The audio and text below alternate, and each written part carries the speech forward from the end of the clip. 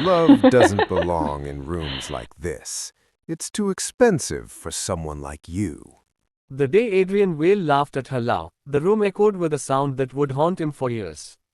He was a billionaire before 30, cold-eyed, tailored in power and privilege, standing beneath crystal chandeliers as if the world itself bowed to him. Lena stood across the marble floor in a faded blue dress, hands trembling, voice barely steady as she confessed what she had carried in her heart for 3 quiet years. When she said she loved him, the room fell silent, then Adrian smiled, slow and cruel. Love, he scoffed, raising a glass as others watched. You clean offices for a living. Love doesn't change reality. Laughter followed, sharp and humiliating. Lena didn't cry. She simply nodded, whispered, I understand, and walked away with her dignity stitched tightly into her silence. Years passed, and Adrian's empire rose higher, but something inside him thinned like air at the top of a mountain. He dated models, married ambition, divorced affection, and slept in penthouses that felt increasingly hollow. Sometimes, in rare moments of quiet, Lena's face returned to him, not pleading, not broken, just calm and accepting. He dismissed it as guilt, a small price of success. Yet on stormy nights, he'd remember how she looked back once before leaving, as if she already knew the ending. That look began to visit him in mirrors, in boardrooms, in the spaces between his thoughts where money could not reach. One winter evening, fate slipped back into his life without asking permission. Adrian's car broke down in a forgotten part of the city, far from glass towers. He stepped into a small community clinic to wait, irritated by the smell of antiseptic and old paint. Then he heard her voice. Soft, steady, comforting someone behind a thin curtain. Lena emerged moments later, wearing a nurse's uniform, eyes tired but warm. She recognized him instantly. He saw it in the pause of her breath. Adrian, she said politely, as if greeting an old neighbor. No bitterness, no accusation, just kindness. That kindness unsettled him more than anger ever could. They spoke briefly. He apologized, clumsy and late. She listened, nodding, as if his words were raindrops on a window she no longer stood behind. It's all right, she said. That was a long time ago. He asked about her life, expecting sorrow.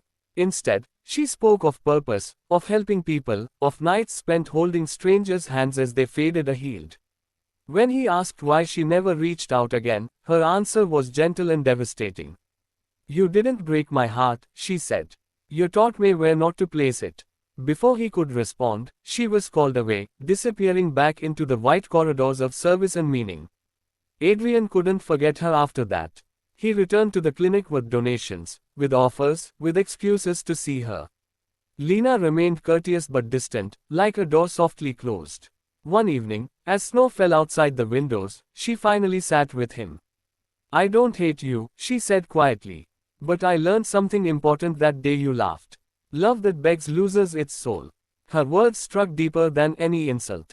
For the first time in his life, Adrian felt small, not poor, but empty.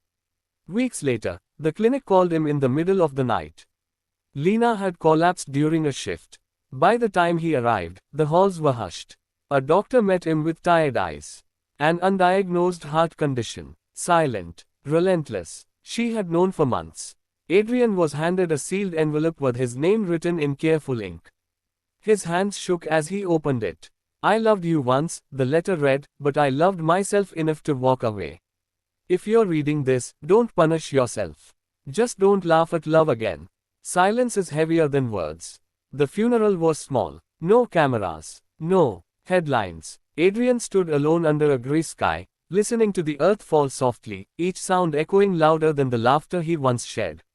Lena's silence, her grace, her refusal to demand anything from him, that was the weight crushing his chest. For the first time, his wealth felt useless. He funded clinics, endowed scholarships, and changed lives, but every act of good carried her shadow beside it. Love had come to him once without armor, and he had mocked it. Years later, people said Adrian Vale became a different man. Kinder, quieter. But those who truly knew him said something else. He was a man destroyed not by loss, but by understanding it too late. Somewhere between regret and redemption, Lena's silence lived on, teaching him what love was worth, and what it cost when laughed away.